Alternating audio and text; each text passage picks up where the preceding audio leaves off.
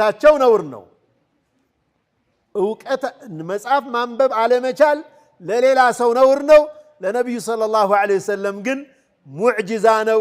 ያመጡት መመሪያ ያመጡት ትምህርት ስለሚያነቡ ከመጽሐፍ ቀድተውት ነው አይባል ዘንድ አላሁ ስብሓነሁ ወተዓላ መጽሐፍ ማንበብ የማይችሉ አድርጓቸዋል።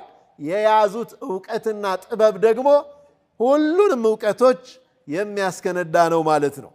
فلذلك ነብዩ ሰለላሁ ዐለይሂ ወሰለም ማ አነ ቢቃሪእ አልኩት አሉ ነብዩ ሰለላሁ ዐለይሂ ወሰለም ቃል አሉ ነብዩ ሰለላሁ ዐለይሂ ወሰለም ሰሉ ዐለ ነቢይ فأخذني فغطني حتى بلغ مني الجهد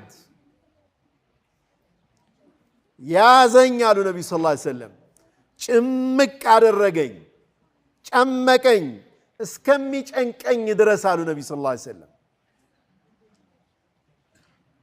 ከዛም ለቀቀኝ ثم أرسلني ለቀቀኝና فقال اقرأ አንብብ አለኝ። ቁልቱ ማ አነ ቢቃሪእ ማንበብ የምችል ሰው